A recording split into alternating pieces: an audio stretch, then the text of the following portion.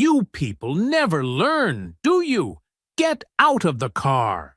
Officer Dwight Palser's fist came through the open window before Edison could exhale. The first blow shattered the quiet. The second snapped his head sideways into the headrest. He yanked Edison Carpenter out of the vehicle by the collar and forced his hands behind his back. The handcuffs clicked tight enough to bite. Edison grimaced in pain, blood soaking the collar of his pressed white shirt, while his VFW pin caught the light of the cruiser's flashers. What Officer Palser didn't know was that he had just ended his own career and triggered a $3 million lawsuit that was already writing itself. Before continuing, comment where in the world you are watching from and make sure to subscribe because tomorrow's story is one you can't miss. The school play had been wonderful. Edison Carpenter drove home with the kind of quiet satisfaction that only comes when the day ends better than it started. His daughter, Amara, had stood on that stage like she owned it. 14 years old and not a trace of nerves. He had sat in the third row with his arms folded and his chest full, trying very hard not to be the embarrassing dad who cried. He had almost succeeded. Now he was 2 blocks from home, windows cracked, the cool October air sliding through the car.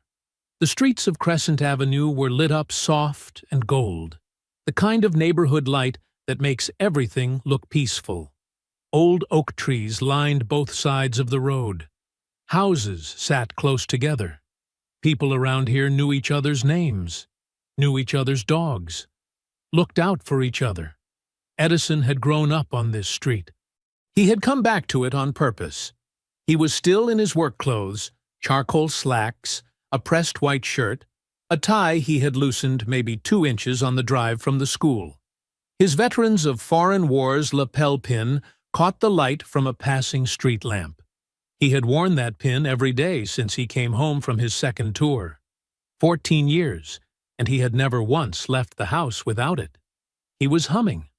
An old song, soft and unhurried. The lights came on behind him without warning. Red and blue, cutting hard through the rear window. Edison checked his speed. He was doing 22 in a 25. He checked his mirrors. The cruiser sat close. Too close, filling his rear view with flashing color. He took one slow breath in through his nose and let it out through his mouth. His hands stayed exactly where they were.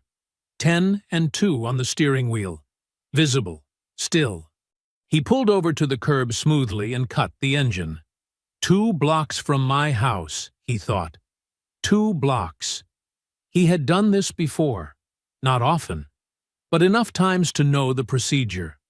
Enough times to know that how you carried yourself in the next few minutes mattered in ways that had nothing to do with whether you had done anything wrong.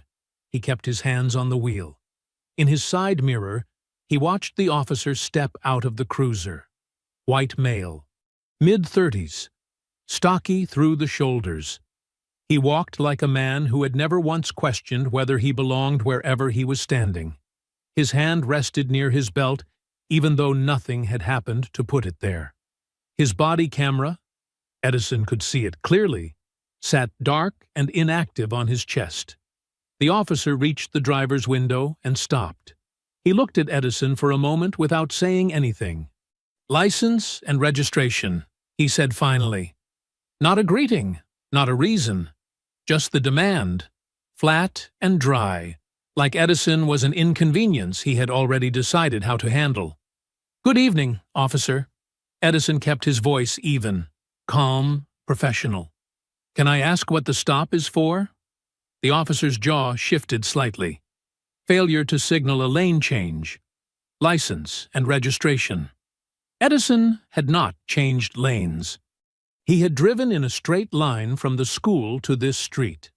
He knew that. He also knew that arguing the point on the side of the road was not going to accomplish anything useful. "Of course," Edison said. "My license is in my wallet in my back pocket. My registration is in the glove box. I'm going to reach for them now." He stated each word clearly, deliberately. The way you do when you need there to be absolutely no confusion about what your hands are going to do. The officer stared at him. Something moved behind his eyes. Not suspicion exactly. Something else. Something closer to irritation. The kind of irritation that does not come from what a person has done, but from how they are carrying themselves. From the pressed shirt, the tie, the way Edison had not looked away, the way his voice had stayed steady and dignified instead of nervous and small. "You always talk this much during a traffic stop?" the officer said. Edison did not answer that. There was no answer worth giving. "I'm going to reach for my registration now," Edison said again, keeping his voice level. "It's in the glove box. I'm going to reach across with my right hand." He looked forward through the windshield, both hands still visible, still on the wheel. "Go ahead," the officer said. Edison began to move his right hand slowly toward the glove box. The punch came without warning. 1 second, Edison's hand was moving toward the glove box, slow and deliberate, exactly as he had said it would. The next second, Officer Palser's fist was coming through the open window like a hammer, and the world exploded into white. The first blow caught Edison across the left side of his face. The second landed harder, in almost the same spot, snapping his head sideways into the headrest. He did not fight back. He could not have told you why exactly, except that somewhere underneath the shock and the ringing in his skull, the part of him that had survived 2 combat deployments was still running cold calculations. Don't move. Don't react. Hands visible. Stay alive. He slumped sideways against the center console, ears ringing, tasting blood where his lip had split against his teeth. The inside of the car seemed to tilt. The gold streetlight outside blurred and swam. "Get out of the car!" Palser's voice came from somewhere above him, sharp and hard. "Get out! Now!" The door was wrenched open from outside. Edison moved slowly, every motion careful, deliberate, hands out where they could be seen. His left eye was already swelling. He could feel the throb of it building with every heartbeat, a deep pressure behind the socket that told him something was badly wrong. He made it to the curb on his feet. Barely. "Hands behind your back." He complied. The handcuffs clicked into place, tight enough to bite. Behind him, maybe 15 feet back, Officer Tanya Ravin stood at the rear of Edison's car. She was young, black, and completely motionless. Her eyes moved from Edison to Palser and back again. Her mouth was slightly open, like a word had started forming and then gotten stuck somewhere on the way out. She said nothing. She did not move toward Edison. She did not question Palser. She stood there with her hands at her sides, and she looked at the pavement. "He resisted," Palser said, loud enough that it carried down the quiet street. He wasn't talking to Ravin. He was talking to the air, establishing a version of events before anyone could offer a different one. Sudden movement toward the glove box. Resisted when I attempted to secure him. Edison stood on the sidewalk in front of the house 3 doors down from the one he had grown up in, blood running from his lip down his chin, hands cuffed behind his back, 2 blocks from his own front door. A woman had stopped on the sidewalk across the street. She was older, white-haired, holding the leash of a small brown dog. The dog had sat down at her feet. She was staring at Edison with both hands pressed over her mouth, the leash hanging slack, her eyes wide and fixed, and horrified. Edison looked back at her for a moment. He wanted to say something. He didn't know what. Something that would make sense of what was happening. Something that would explain why a man in a pressed shirt and a VFW pin was standing on his own street in handcuffs with blood on his face, after driving home from his daughter's school play. There was nothing to say. Palser was already on his radio, calling it in. His voice was steady and professional. The voice of a man who had done this before, who would do it again, who had never once expected to be questioned about any of it. Ravin had still not moved. The county jail smelled like industrial cleaner and old coffee. They took Edison's belt, his phone, his wallet, and his VFW pin.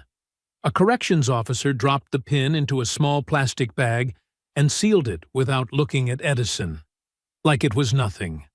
Like it was just another piece of property from just another arrest. Edison sat in the holding cell and did not speak. There were 2 other men in the cell. They left him alone. Maybe it was the dried blood on his face. Maybe it was the way he was sitting, straight-backed, shoulders square, chin level, staring at the middle distance the way soldiers learn to stare when they are waiting for something they cannot control to be over. He thought about Amara. She had been so good up there on that stage. He pressed his tongue carefully against his split lip and breathed through his nose and waited. 4 hours. That was how long it took before anyone came. The cell was cold, and the light never changed. There were no windows, no way to tell what time it was or how long he had been sitting there. The fluorescent light above hummed at a steady, toneless pitch that never stopped, never varied, never gave you anything to hold on to. Edison sat with his back straight and his feet flat on the floor, and he breathed, in through the nose, out through the mouth, slow and even. It was something his army sergeant had drilled into him 20 years ago in the Georgia heat, during a training exercise that had broken 3 men in his unit before noon. You can't control what's happening around you. You can only control what's happening in here. The sergeant had tapped his own chest when he said it. You lose that, you lose everything. Edison had not lost it then. He was not going to lose it now. But underneath the breathing, underneath the stillness he was holding himself to, like it was the only solid thing left, something was building. Not panic, not rage, something quieter and more dangerous than either of those. Something that felt like the slow recognition of a truth he had spent his entire adult life trying to disprove. He pressed it down and kept breathing. Dana got the call at 9:47 p.m. She had been at the kitchen table with her pre-law textbooks open and a half-eaten bowl of cereal going soggy beside her laptop. She read Edison's name on the screen and answered it on the first ring. By 10:15, she was in the car. By 11:30, she was at the county jail window, pushing bail money across the counter with hands that would not stop shaking, telling herself to hold it together, hold it together, hold it together. When Edison walked through the door into the waiting area, she made a sound she had never made before in her life. His left eye was swollen nearly shut. His lip was split and crusted over. There was dried blood on the collar of his white shirt, rust-colored against the pressed fabric. He was carrying a small plastic bag with his belt and his wallet and his VFW pin inside it, and he was walking like every step required a separate decision. He looked at her and said, "I'm okay." She did not say anything. She just took his arm and held on. The drive home was quiet. Dana kept her eyes on the road and her mouth closed because every time she tried to form a sentence, something too large got in the way of it. She reached over once and put her hand over his. He let her. Outside, Gray Mill moved past the windows, dark and ordinary, gas stations and traffic lights, and the late-night quiet of a city that had no idea what had just happened 2 blocks from Crescent Avenue. Edison stared out the passenger window and said almost nothing. Amara was still awake. She was sitting at the top of the stairs in her pajamas when they came through the front door, and when she saw her father's face, she stood up so fast she nearly tripped. She was 14, and she tried very hard to be grown about most things, but she was 14, and this was her father, and she could not be grown about this. "Dad, I'm fine." Edison went up the stairs to her and held her by the shoulders and looked her in the eyes. "I'm fine. It looks worse than it is. I need you to go back to bed." "What happened?" "I'll explain everything tomorrow. I promise. Right now, I need you to go to sleep." He said it gently but firmly, the voice he used when a decision had already been made. She searched his face for a long moment, then nodded and went back to her room. He stood in the hallway until her door clicked shut. Dana cleaned his face at the kitchen sink with a damp cloth and said nothing about the way he flinched when she touched the swollen eye. She said nothing about the bruising that was darkening along his cheekbone, or the split lip, or the red marks the handcuffs had left around his wrists. Later, Edison sat alone in the living room in the dark. In his father's old armchair, the worn one with the cracked leather armrest that nobody had ever replaced, because getting rid of it had never felt like an option. He held his VFW pin in his fingers and turned it over and over in his palm. At the kitchen table, Dana had her laptop open. Her textbooks had been pushed aside. She was typing fast, jaw set, eyes sharp. She looked up. "First thing tomorrow," she said. "We file a complaint." Edison looked at her from across the dark room. He nodded slowly, but his face did not change. 2 days passed. Dana drove Edison to file the complaint. His orbital fracture made driving difficult, and she had refused to hear any argument about it. She sat beside him in the Internal Affairs office and kept her mouth shut with visible effort, while Edison sat across a desk from an officer who typed slowly and asked questions in a flat, practiced voice, and looked at Edison's bruised face with the careful neutrality of a man who had learned a long time ago not to react to anything. The complaint was accepted. Logged. Edison was given a reference number on a small white slip of paper. Dana drove them home. Edison put the slip of paper on the kitchen counter. Dana picked it up, looked at it, and set it back down without a word. On the second day, Edison's phone rang just after noon. He was sitting in the living room with an ice pack held against his eye, still swollen, and now running a deep purple green along the cheekbone. The orbital bone. The ER doctor the morning after the arrest had confirmed it. A hairline fracture. He had written it down on the discharge papers in careful clinical language that somehow made it feel both more real and less real at the same time. He looked at the screen. "Hector Vega." Edison answered. "Edison."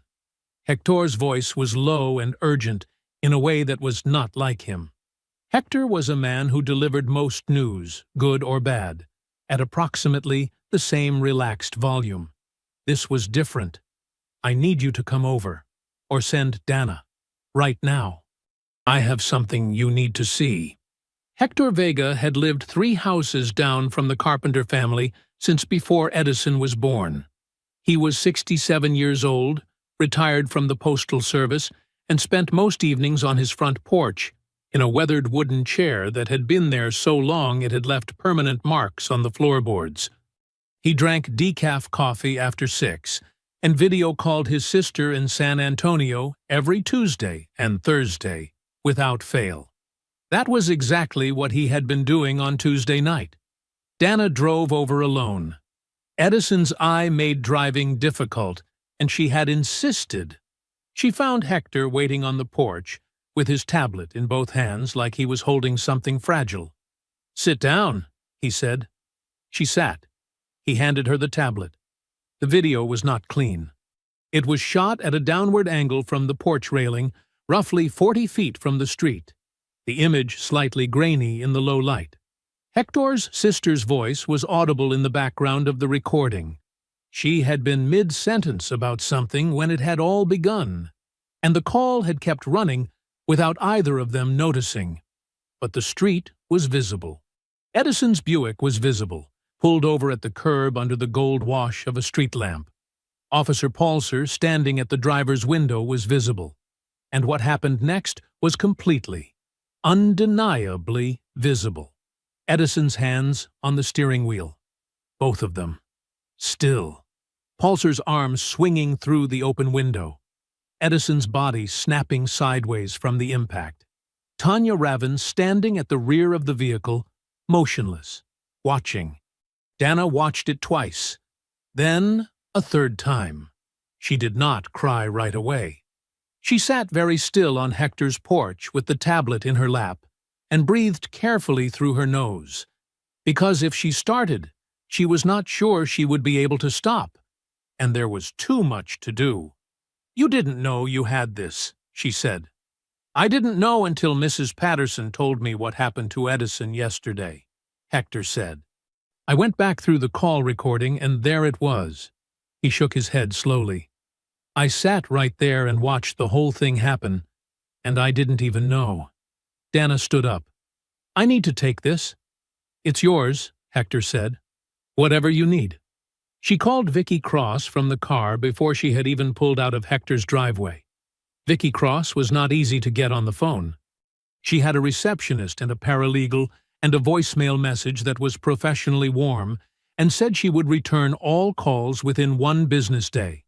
Dana called the main number, got the receptionist, and said 4 words that moved her straight through. "We have it on video."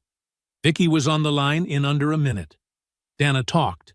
Vicky listened without interrupting, which Dana would later say was one of the most reassuring things that had ever happened to her. When Dana finished, there was a brief pause.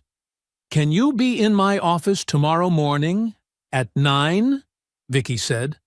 "We'll be there at 8, Dana said. Vicky Cross watched the footage 4 times without speaking. Then she set the tablet down on her desk, folded her hands, and looked at Edison directly. "This video changes everything," she said. Her voice was calm and certain. "But prepare yourselves. They will fight back hard." Edison met her eyes. "Let them," he said. 3 weeks was a long time to wait. Edison had gone back to work at Gray Mill High the Monday after the incident, bruised eye and all. He had stood in front of his staff at the morning briefing and answered their questions directly and without drama, the same way he handled everything. His students had stared. Some of them had asked. He had told them the truth in the plainest language he could find, that something had happened that was not right, and that he was handling it through the proper channels. He had believed that when he said it. 3 weeks later, Vicky Cross called him on a Thursday morning while he was eating breakfast before work. He knew from the first half-second of silence after he answered that the news was not good. "They reinstated him," Vicky said. Edison set his fork down. "Full back pay," she continued.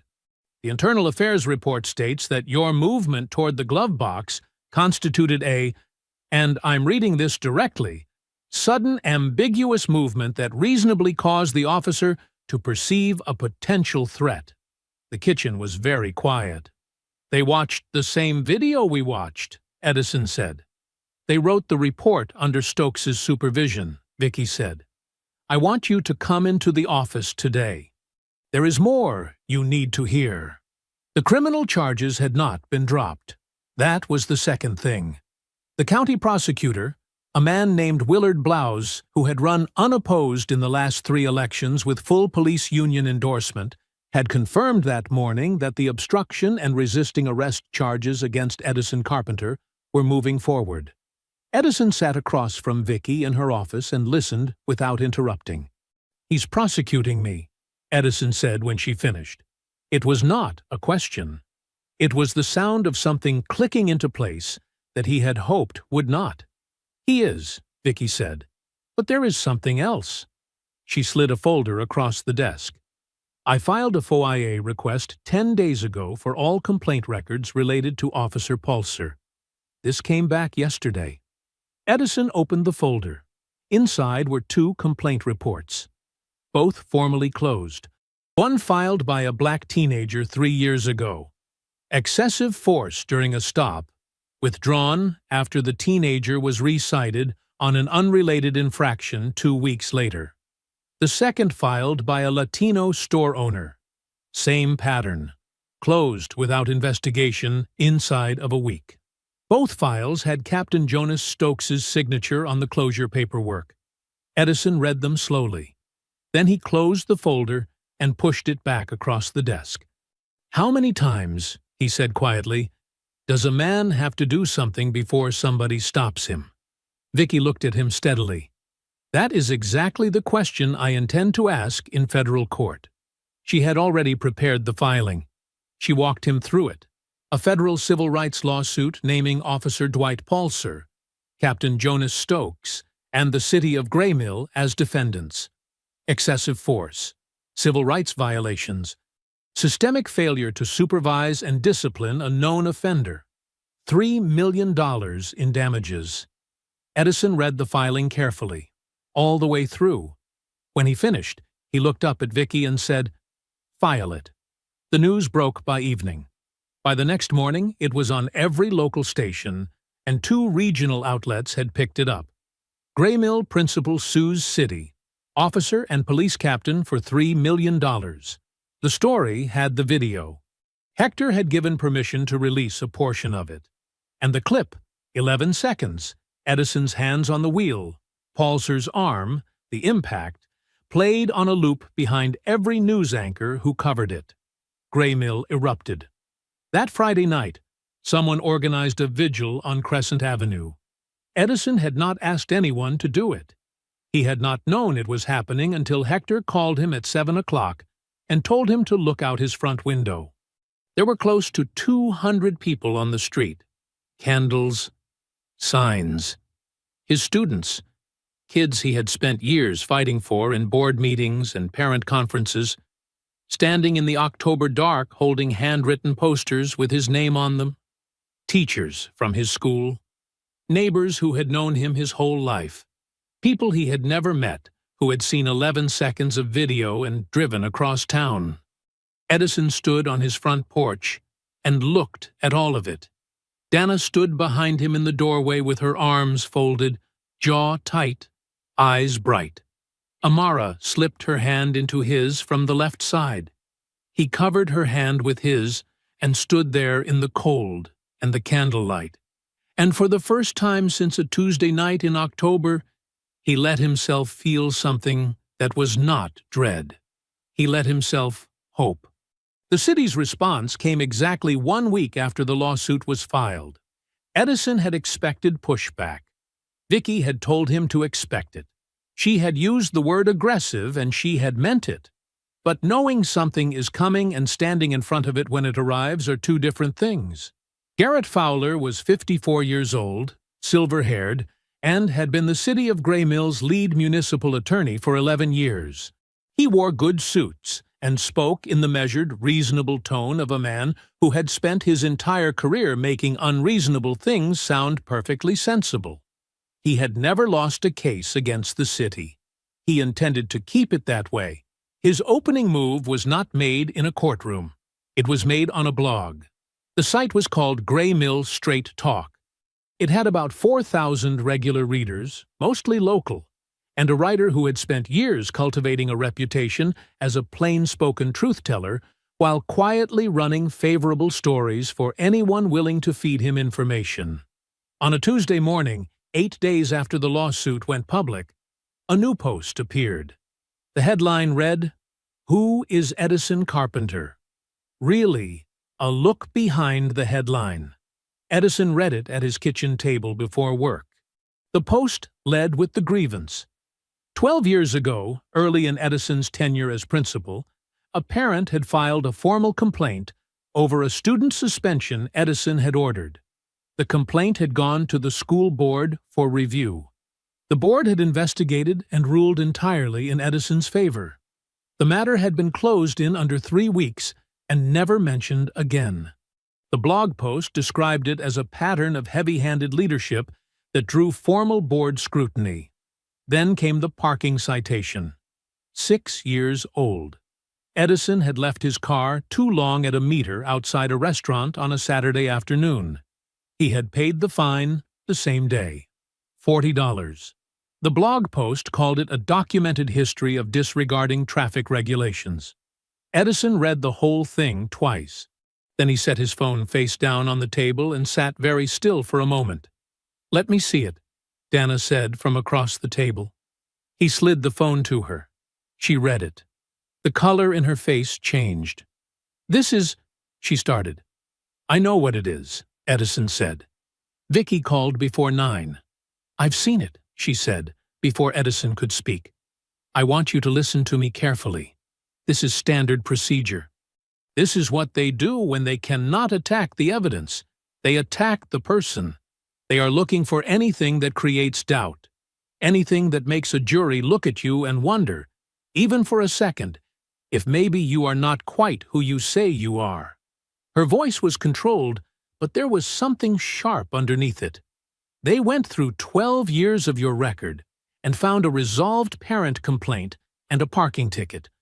That tells you everything about what they actually have." "It's already spreading," Edison said.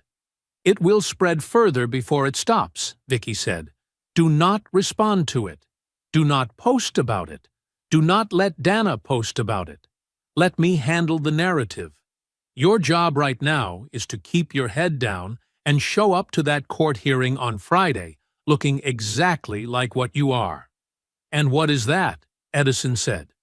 "A man who has done nothing wrong," Vicky said. Friday morning was cold and gray. The courthouse was a wide stone building on the corner of 5th and Market, 4 blocks from the center of Gray Mill.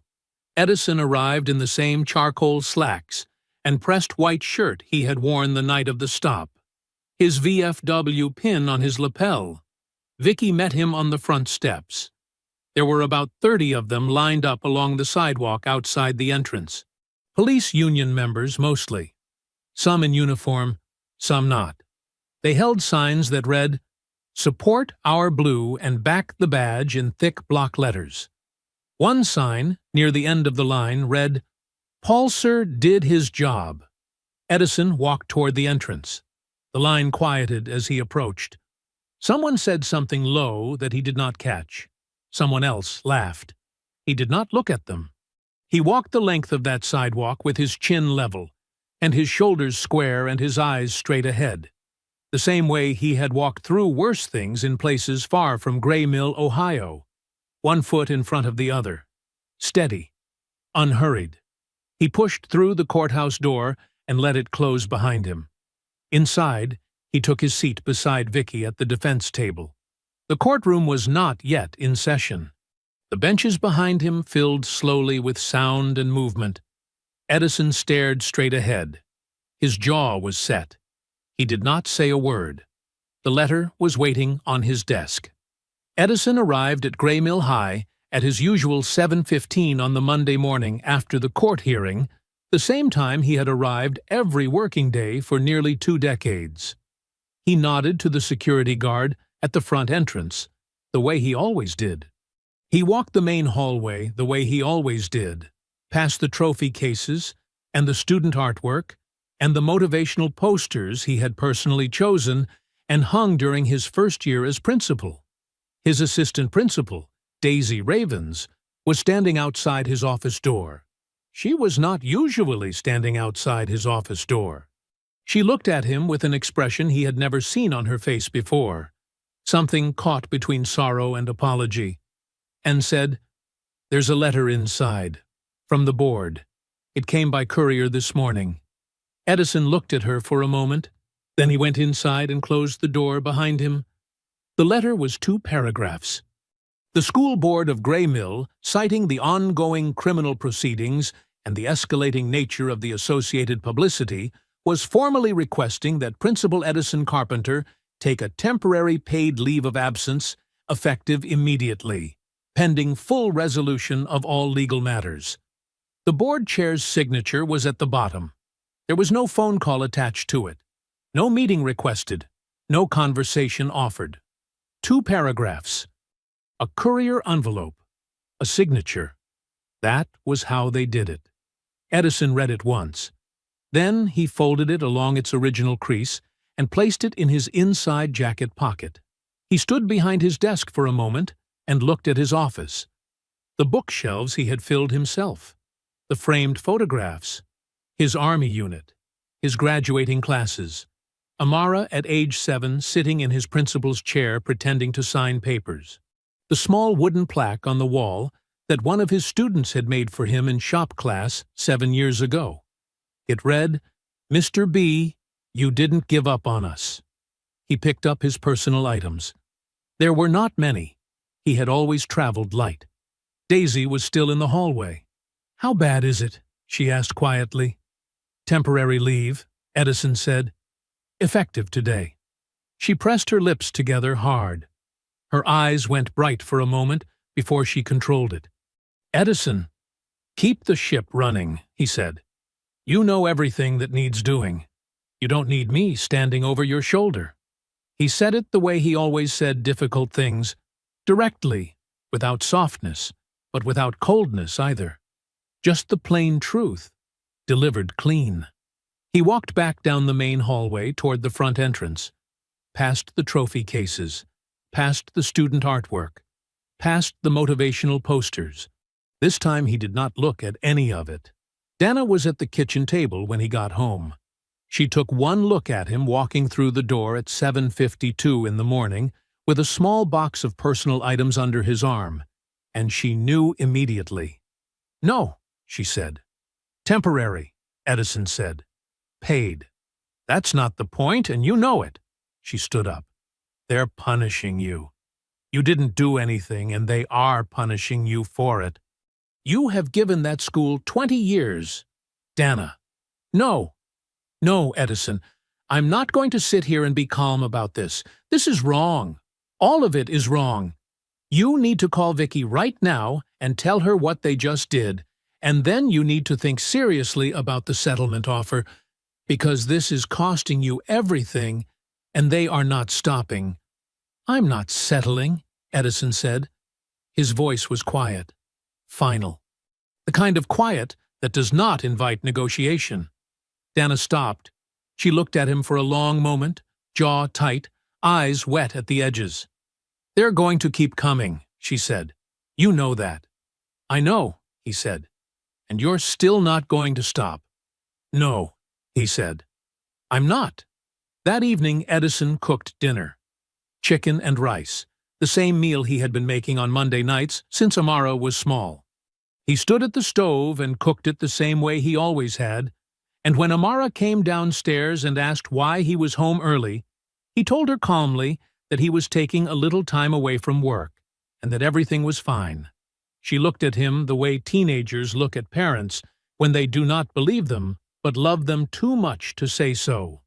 After dinner, she helped him with the dishes without being asked. Later, when the house was quiet and Amara was asleep, Edison sat at the kitchen table alone with Vicky's case notes spread in front of him. He read through them slowly, carefully, all the way to the last page. Then he started again from the beginning. The weeks after the leave of absence moved slowly. Edison fell into a routine, the way he always did when things were hard. Structure over feeling, motion over stillness. He was up at 6 every morning. He ran 3 miles. He made breakfast. He read through case documents. He called Vicky every other day for updates. He helped Amara with homework in the evenings and cooked dinner on a schedule, and kept the house in the same quiet order it had always been in. He did not talk about how he felt. Dana watched him from across rooms and said nothing, because she knew her brother well enough to know that pushing him would only make him go quieter. It was on a rainy Wednesday evening, 5 weeks into the leave, that everything shifted. Vicky Cross was alone in her office at 7:30. Her paralegal had gone home 2 hours earlier. The building was quiet, except for the rain against the windows and the low hum of the heating system. She was reviewing deposition schedules when she heard a knock at the outer door. She was not expecting anyone. She opened the door and found Officer Tanya Ravin standing in the hallway, still in her civilian clothes, rain-damp and visibly tense. She was holding her jacket closed at the front with one hand, even though she was already inside and out of the cold. Her eyes moved once down the hallway in both directions before settling on Vicky.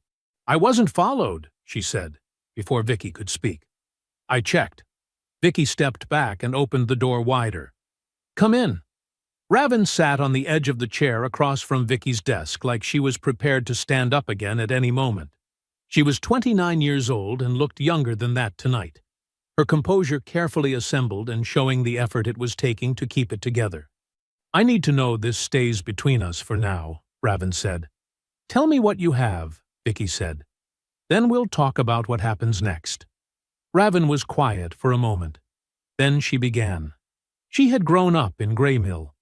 Her mother had attended the same church as Edison's late mother for 23 years. She had known the carpenter name her whole life. She had told herself on the night of the stop that there was nothing she could have done. She had been telling herself that every day since. She did not believe it anymore.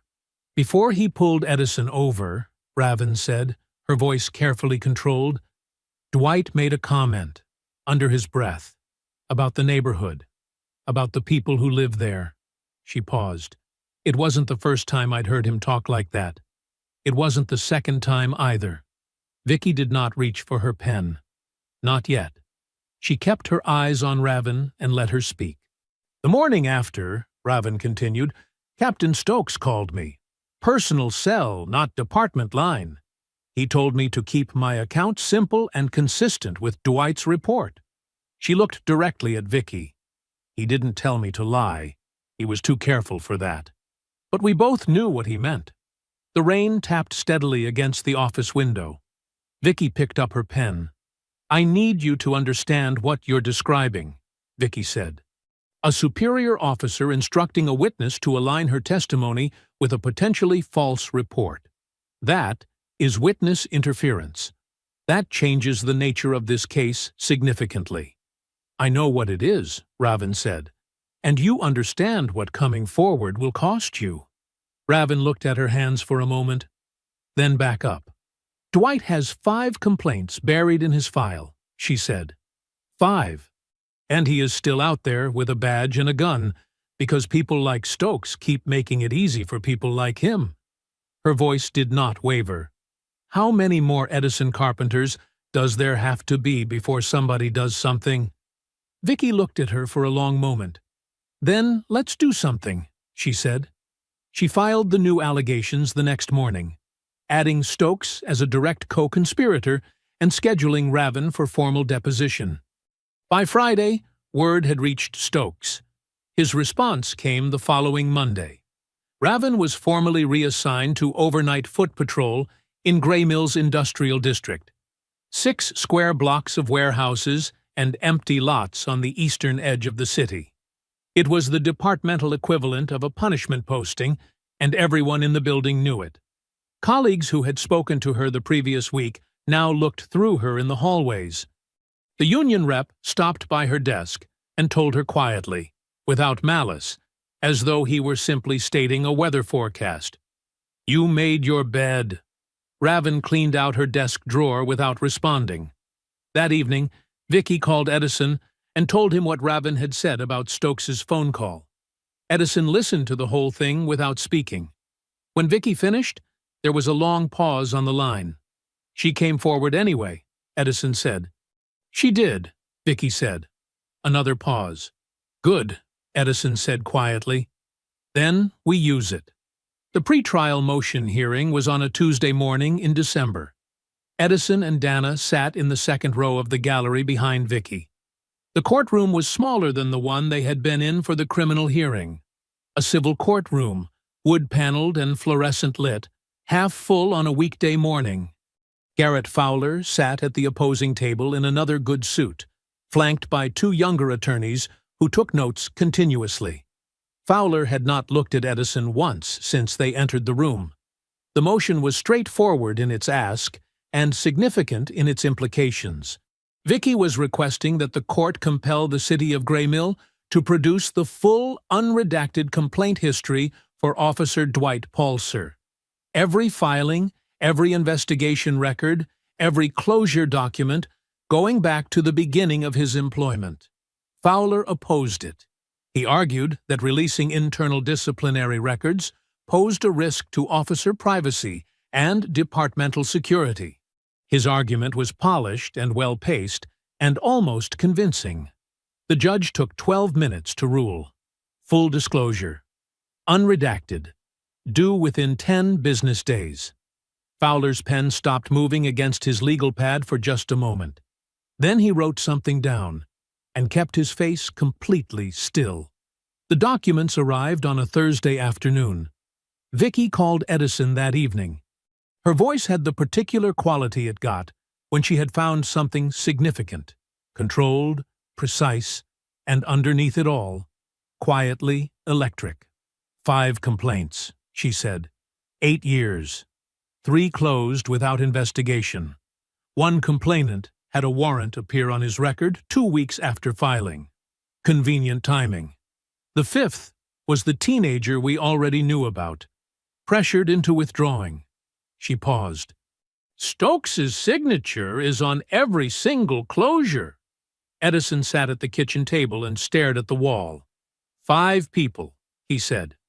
At minimum, Vicky said. These are only the ones who actually filed. You and I both know there are people who saw what Palzer was and decided it wasn't worth the trouble of reporting him.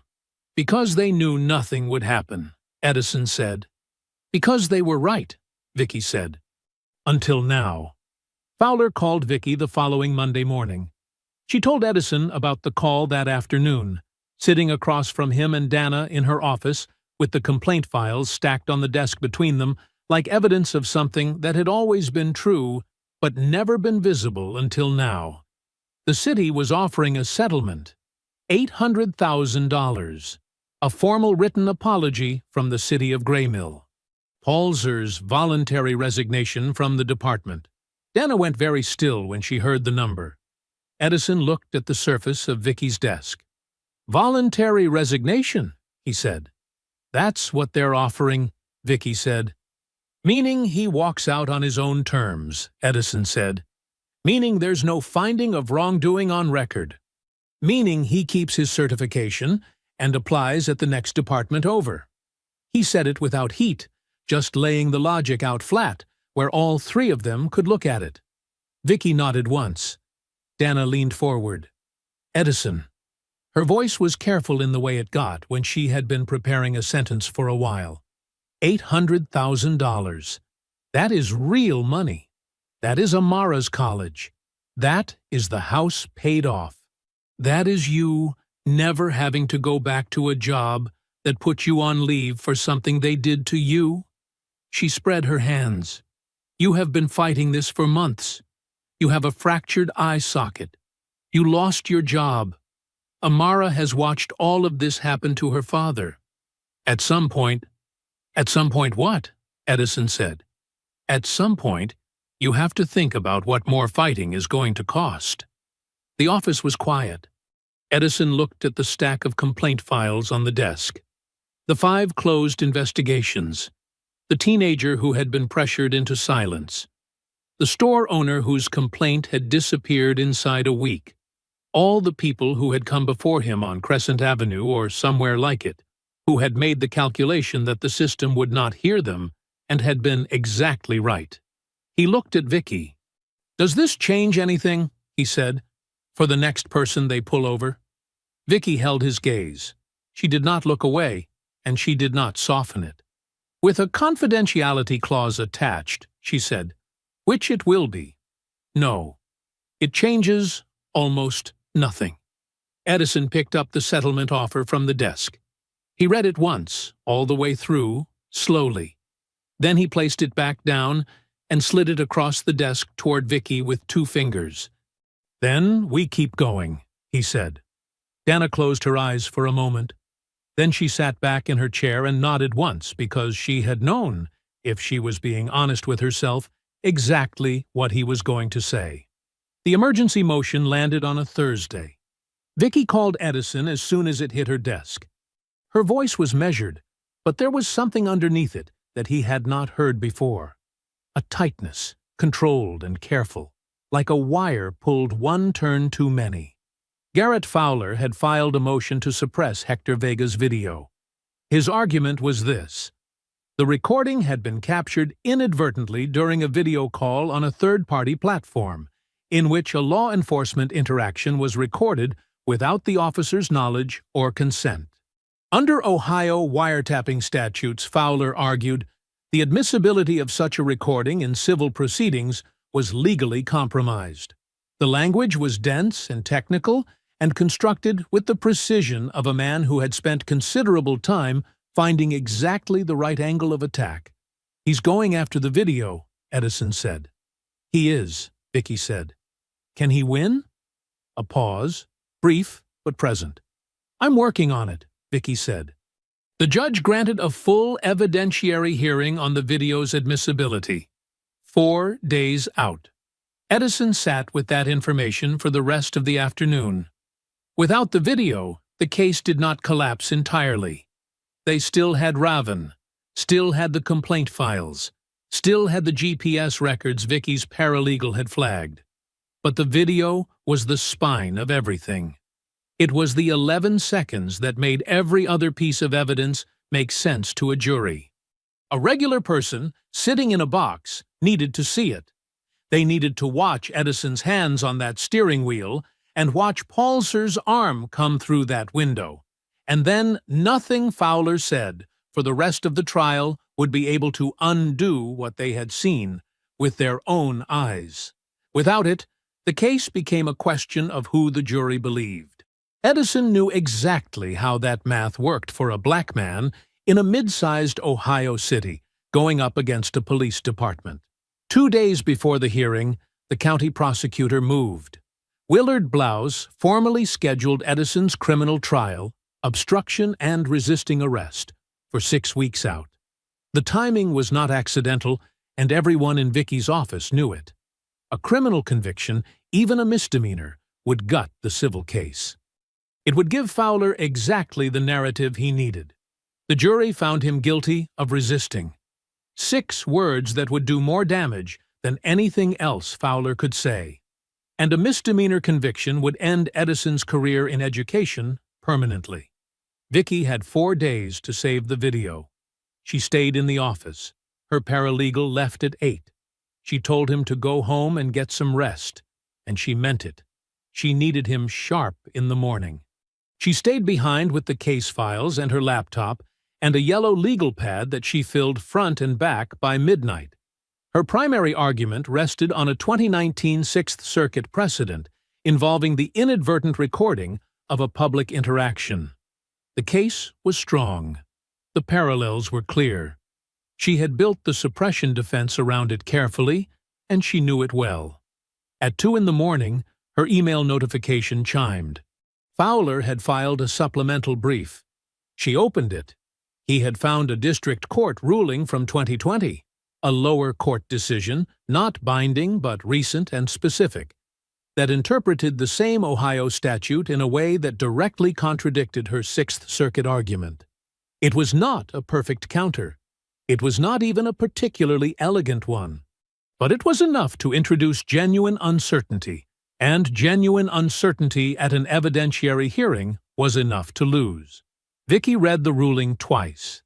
Then she set it down on the desk and sat back in her chair and stared at the ceiling. The office was completely silent. She had been a civil rights attorney for 22 years. She had taken cases that other lawyers would not touch. She had won in rooms where winning was not supposed to be possible. She had never in 22 years allowed herself to cry over a case file. She cried now. Not for long. Not loudly. Just a few minutes in the empty office with the rain tapping against the dark window. Alone with the weight of what it would mean to lose this. She did not allow herself more than a few minutes. That was the rule she set for herself when she was a young public defender. 23 years old and drowning in caseloads that would have broken most people twice her age. You can feel it. You can sit with it for a few minutes and let it be as bad as it is. Then you pick up and you work. Vicky wiped her face, straightened in her chair, and picked up her phone. It was 4 in the morning. She scrolled to a name she had not called in almost 2 years. Professor David Anand, Ohio State University School of Law. Digital evidence and privacy law. His specialty, his obsession. The thing he had spent 30 years becoming the foremost authority on in the state of Ohio. They had graduated from the same law school a year apart. He had clerked federal. She had gone public defender. They had stayed in loose but genuine contact ever since. She pressed call. It rang 4 times. Vicky. His voice was groggy but not alarmed. The voice of a man who had received calls at strange hours before, and understood that they usually meant something. "What time is it?" "4, she said. "I need your brain. I have a suppression hearing in 5 hours, and Fowler just dropped a 2020 district court ruling that I did not see coming." A pause. The sound of movement, sheets, a lamp clicking on. "Send it to me," he said. "Give me 10 minutes. She sent him the ruling. Then she sent him her primary argument, the 2019 Sixth Circuit precedent, the full factual record of how Hector's recording had been made. She refilled her coffee cup, which had gone cold, and drank it cold anyway. 11 minutes later, Anand called back. "Okay," he said. "Fowler is citing the pre-amendment version of the statute." Vicky went still. "Say that again," she said. "The specific Ohio wiretapping provision he is hanging this argument on, 2933-52, subsection B, was amended in 2021. The amendment added an explicit exemption for inadvertent recordings captured in public spaces that are visible from private residential property." She could hear him typing. "A porch, a public street. That is your case exactly. The version of the statute Fowler cited in his brief has not been operative law for 3 years." The silence that followed lasted about 4 seconds. "He missed it," Vicky said. "Or he hoped you would," Anand said. "Either way, you have it. I'll send you the amendment citation and the legislative notes right now." She worked until 6:30 without stopping. By the time her paralegal arrived at 8, she had rebuilt the suppression defense entirely around the amended statute. The new argument was not just a response to Fowler. It made his entire motion look sloppy. It made him look like a man who had reached for a weapon in the dark and grabbed the wrong one. She drove to the courthouse with the brief printed and tabbed, and the amendment citation highlighted in 3 places. The hearing began at 10. Fowler presented his suppression argument first. He was as polished as always, his language precise and authoritative, his manner carrying the easy confidence of a man who had never seriously considered that he might be wrong. He cited the statute. He cited the 2020 district ruling. He built his case brick by brick and sat down looking like a man who had already won. Vicky stood up. She laid it out in plain, clear language. The 2021 amendment. The explicit exemption for inadvertent recordings from private residential property overlooking a public street. The fact that the statute Fowler had built his entire argument around had not been current law since before he filed the motion. She placed the amendment text in front of the judge. She did not raise her voice. She did not editorialize. She simply showed the court what the law actually said. The judge read it. He asked Fowler one question. Fowler looked at his co-counsel. Something passed between them. A look, quick and controlled, but not quick enough. "The motion to suppress is denied," the judge said. "The recording is admissible." Vicky gathered her papers slowly and deliberately, the way she always did when she had won something that mattered. At the opposing table, Garrett Fowler sat very still. His pen was down. He was staring at a fixed point on the table in front of him, with the careful blankness of a man managing something he did not want anyone in the room to see. His co-counsel leaned in and said something quietly. Fowler did not respond. She called Edison from the courthouse steps, coat pulled tight against the February cold. He answered on the second ring. "The video stands," she said. The exhale on the other end of the line was long and slow and said more than words would have. "Good," Edison said, when it was done. His voice was steady again, back on solid ground. "Now, what do we do with the rest of it?" "I've been working on exactly that," Vicky said. "I know you have," he said. The criminal defense preparation began the following Monday. Vicky's office transformed over the course of that week. The long table against the wall, usually clear, disappeared under organized rows of documents. Paulser's full employment file, the city's discovery production, dispatch logs, incident reports going back 8 years. Her paralegal, a meticulous young man named Tristan, had developed a system of color-coded folders that Vicky had adopted without comment, because it was genuinely better than her own. Edison came in on Wednesday afternoon to review the criminal defense strategy. He sat across from Vicky and worked through the documents with the careful attention of a man who had learned, over the past several months, that every word mattered, and that the details you skipped were usually the ones that came back to hurt you. He left at 5.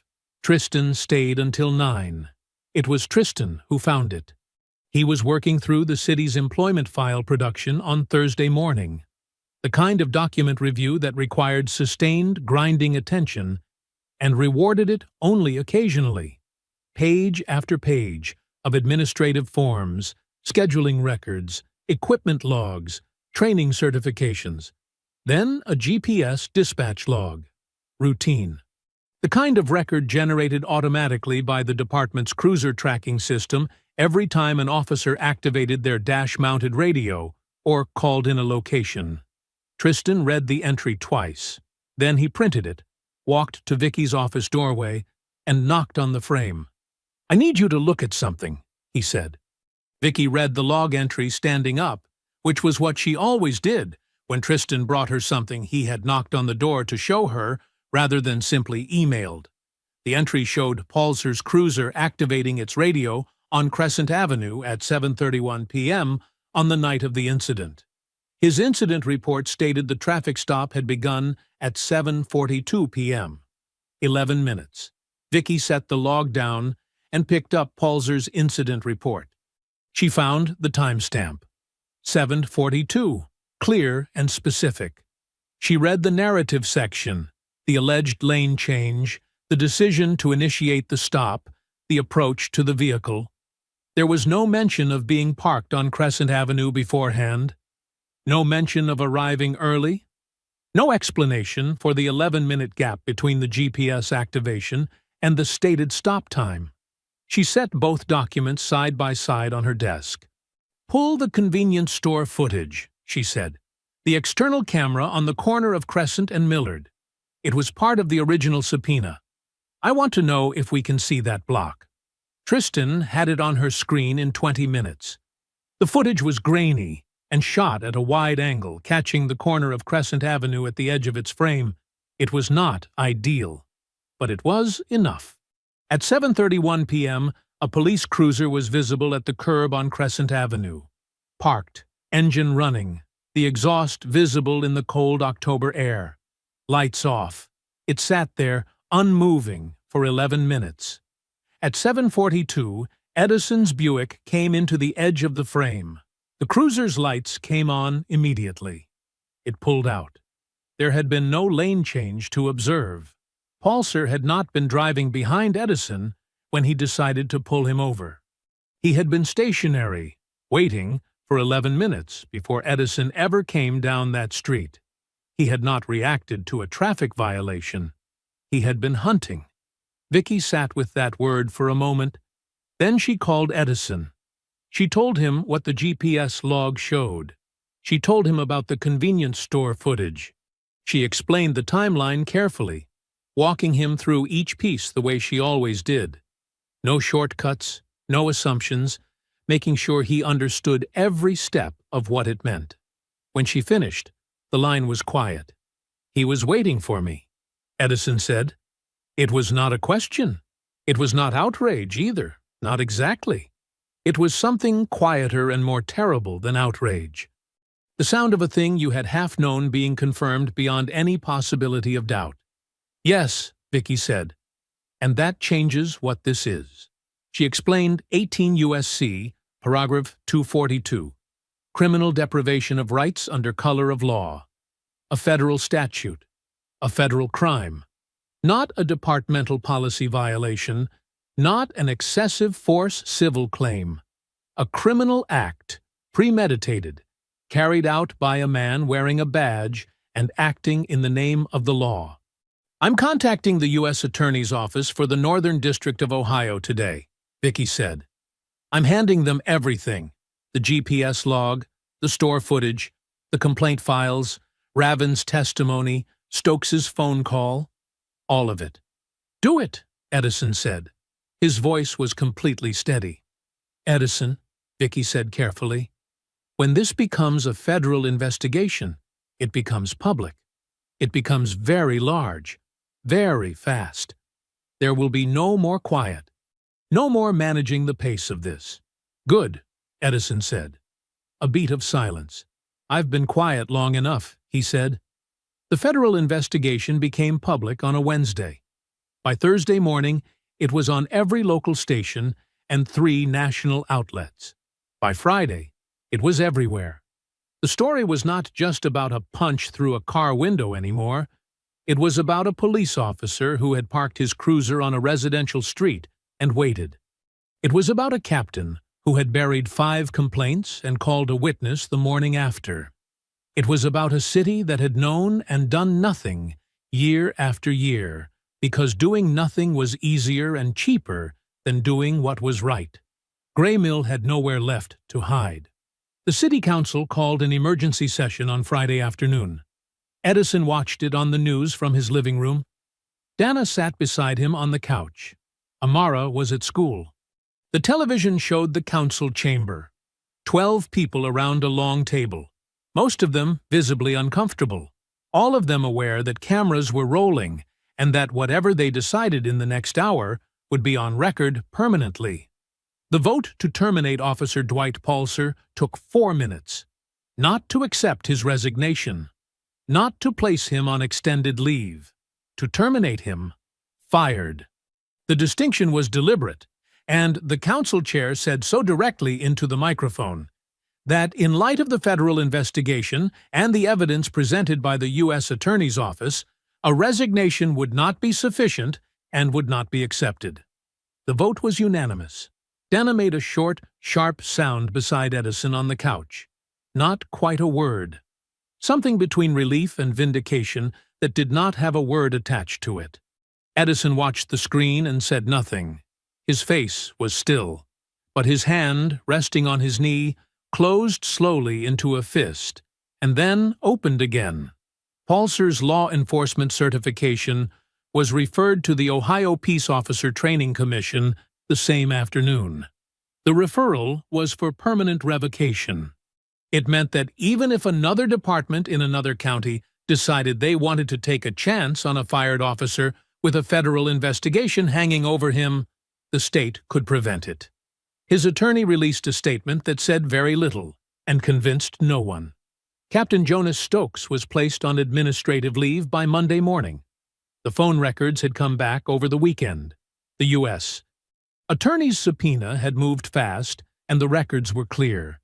Stokes had called Raven from his personal cell at 7:14 a.m. the morning after the incident. The call had lasted 4 minutes and 20 seconds. That was 4 minutes and 20 seconds of a senior police captain telling a junior officer how to remember something she had witnessed. The call log was 3 lines on a phone bill. It was enough. The city manager issued a statement saying that Captain Stokes had agreed to retire effective immediately in lieu of termination proceedings. A separate inquiry by the Ohio Attorney General's office was opening into Stokes's handling of the 5 buried complaints, whether the closures constituted obstruction of justice and violation of departmental duty. Stokes did not appear publicly. He did not release a statement. He was simply gone. The school board met on Tuesday evening. Edison did not attend the meeting. Vicky had advised against it, and he had agreed. His presence would make it political when it needed to be straightforward. He stayed home and waited. Dana went. She sat in the public gallery and did not say a word, and did not need to. The room was full. Parents, teachers, community members. A dozen of Edison's former students who had driven across town on a Tuesday night to sit in those chairs and make their presence felt. The vote to reinstate Edison Carpenter as principal of Gray Mill High School, with full back pay covering his entire leave period, was unanimous. The board chair read a formal written apology into the record.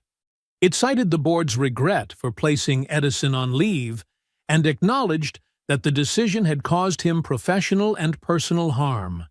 It was careful and formal and constructed by lawyers, and it did not say nearly enough. But it was on the record, permanent and public, and attached to his name in exactly the right direction. Dana texted Edison from the gallery while the chair was still reading. Unanimous? Full back pay. They apologized on the record. His response came back in under a minute. Okay. Just that. One word. She stared at it for a moment, and then smiled despite herself, because that was Edison. 2 syllables where anyone else would have used 20. The criminal charges were dropped on Wednesday morning. Willard Blouse's office filed the dismissal quietly, in a 2-paragraph press release that cited newly discovered evidence fundamentally altering the circumstances of the original charges. There was no apology, no press conference, no acknowledgement of what those charges had cost Edison over the past several months. 2 paragraphs. Edison read it at the kitchen table with his coffee going cold beside him. Vicky called while he was still reading. "It's done," she said. "All charges dismissed." The line was quiet for a moment. "Now we finish it," Edison said. The civil trial began on a Monday morning in February. Edison wore the charcoal slacks and the pressed white shirt, the VFW pin on his lapel. The same clothes he had been wearing the night it all started, 4 months ago on Crescent Avenue. He had not planned it consciously. He had simply reached into his closet that morning and known. The courtroom was standing room only. Vicky presented the case across 4 days with the methodical precision of someone who had spent months making sure that when this moment came, there would be nothing left to chance. Day 1 was the evidence. The video first, Hector's footage, played on the courtroom screen in full, without narration or commentary. 11 seconds. Edison's hands on the wheel. Paulser's arm through the window. The impact. Ravin standing still at the rear of the vehicle. Vicky let it run once, and then let the silence after it sit in the room for a long moment before she said another word. Then, the GPS log. The convenience store footage. Side by side on the screen, the timestamps aligned. The cruiser visible at the curb at 7:31 p.m. 11 minutes before the stop. Vicky walked the jury through the timeline slowly, step by step, the way you explain something to someone you respect enough to make sure they understand it completely. There had been no lane change. There had been no traffic violation. There had been a man with a badge and a cruiser parked on a residential street, waiting. She could see it land on the jury, the moment it moved from information to understanding. Row 1, seat 3, a middle-aged man who had driven a delivery route in Gray Mill for 20 years, leaned back slightly in his chair and looked at the screen for a long time after Vicky moved on. Day 2 was the complaint files. 5 complaints. 8 years. 3 closed without investigation.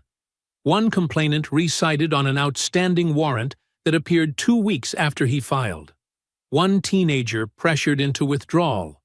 Vicky presented each one individually, walking the jury through the dates, the allegations, the closure signatures. Stokes's name, again and again, at the bottom of paperwork that should have gone somewhere, and instead went nowhere. Garrett Fowler cross-examined carefully and professionally, and accomplished very little. The documents said what they said. Day 3 was Tanya Ravin. She took the stand in her civilian clothes. Stokes's suspension had held, and she had been without pay for weeks. She sat straight and spoke clearly, and did not look away from the jury when she described the night on Crescent Avenue. She told them about Palzer's comment before the stop, the words he had used about the neighborhood, about the people who lived there. She told them she had heard him talk that way before. She told them she had stood at the rear of Edison's car and done nothing, and she said it without flinching, without excuse, with the plain honesty of someone who had already reckoned with what her silence had cost. Then she described Stokes's phone call, the morning after, his careful, deliberate instructions to keep her account simple and consistent with Palzer's report. A juror in the second row, a white woman in her early 60s with silver hair pulled back neatly, put her hand slowly over her mouth. She kept it there for a long time. Fowler's cross-examination of Raven was the most aggressive moment of the trial. He pressed her on her motivations, her timing, her relationship with Vicky's office. Raven answered every question in the same steady voice. She did not rattle. She did not retreat. She sat in that chair like a woman who had already paid the price for telling the truth and had decided it was worth it. Day 4. Edison took the stand. He did not perform. He did not dramatize. He simply told the truth in the plainest language he knew, starting with the school play and the Al Green song and the 2 blocks from his own front door. He described the stop, the registration reach, the first punch, the second, the 4 hours in the holding cell with the fluorescent light that never changed, the fractured orbital bone, the letter from the school board, the months of sitting at his kitchen table reading case files in the house where he had raised his daughter. He talked about his students, the ones who had written him letters during the leave, the ones who had held signs in the school parking lot, the ones who were watching this trial from their phones in study hall because nobody had told them not to, and they were going to anyway. He said it all in the same measured, unhurried voice, looking at the jury the way he had always looked, at a room full of young people who needed to understand something important. The woman in the second row had her hand over her mouth again. The jury deliberated for 6 hours. The 4 persons stood. The courtroom was absolutely silent. We, the jury, find in favor of the plaintiff, Edison Elroy Carpenter. Total damages, $3 million. $1.2 million in compensatory damages. $1.8 million in punitive damages, assessed against the city of Graymill. The 4-person looked up from the paper and directly at the city's table before sitting back down. Behind Edison, the gallery erupted. He sat very still in his chair for a moment, both hands flat on the table in front of him. Then he turned and found Dana in the front row of the gallery. She had both hands pressed over her face. Her shoulders were shaking. He reached back over the railing and covered her hands with his. The courthouse doors opened onto February sunlight. It was the kind of winter light that comes low and sharp off the cold air, the kind that makes everything look cleaner than it is. Edison stepped through the doors and stopped for a moment at the top of the steps, just breathing it in. Behind him, the gallery was still emptying, voices spilling out around him, but for just that 1 second he stood still and let the light hit his face. Vicky came through the door beside him. Dana took his arm on the other side. Below them, the courthouse steps ran down to the sidewalk where Graymill had gathered. They were everywhere. Hector Vega stood at the bottom of the steps in his good coat, the dark wool one he saved for church and funerals, and apparently this, already talking loudly to a woman beside him, gesturing with both hands, clearly already telling the story of the tablet. He had been telling it for 4 months, to anyone who would listen, and he showed no signs of stopping. Behind him were faces Edison knew, and faces he did not. Teachers from Graymill High, some of whom had driven straight from the school on their lunch break. Neighbors from Crescent Avenue. People from the community who had watched 11 seconds of footage on the local news back in October and had not forgotten. Parents of students. Former students themselves, some still teenagers, some in their early 20s, Some who had sat in Edison's office for disciplinary hearings and college application help, and conversations that had mattered more than either of them had said out loud at the time. They had all come. A reporter pushed forward with a microphone and a camera operator tight behind her. She was young and professional, and her question was direct. "Mr. Carpenter, what do you want people to take away from what happened here today?" Edison looked at her for a moment. He reached up and straightened his VFW pin. Then he looked into the camera. "I spent nearly 20 years teaching young people that this country can live up to what it says it believes," he said. His voice was the same voice he used in front of his school, clear and unhurried, carrying without being raised. That the system is worth fighting, that the institutions are worth holding to account, that if you do the right thing, and you stand your ground, and you refuse to be made small, eventually the truth finds its way into the light. He paused. "Days like today, I still believe that." He let the words sit for a moment. "But it cost something. It always costs something. A fractured bone. Months away from the school I built. Watching my daughter watch me go through this and not being able to protect her from it." His jaw tightened briefly, and then released. "That is the real price. Not the legal fees. Not the time. The people you love having to carry it with you." The crowd on the steps had gone quiet. The people who make it cost that much, who count on good people being too tired, or too scared, or too alone to keep fighting, I want them to understand something. He looked directly into the lens. "We are not as alone as you think, and we are not as tired as you are hoping." The crowd erupted. Not politely. Not the restrained applause of a press conference. Fully, loudly, the way people respond when something has been said that they have needed to hear for a long time. Dana squeezed his arm so hard it would leave a mark. She was not trying to hide the fact that she was crying, and she had stopped trying somewhere around day 3 of the trial. From the bottom of the steps, cutting clearly through everything else, Hector Vega's voice rose above the noise. "And we got it on video!" The laughter that followed was immediate and total. It rolled up the steps and broke over the crowd and kept going. Edison felt it move through him before he could stop it, starting somewhere in his chest and coming up and out of him completely, full and real and unguarded, the kind of laugh that takes over your whole body and doesn't ask permission. He laughed for a long time, and then, from somewhere behind him, a pair of arms wrapped around him from the side, small but fierce, holding on like she had been waiting all morning to do it and was not planning to let go soon. Amara. She had come straight from school, still in her backpack. Edison wrapped both arms around his daughter and held her tight against his chest.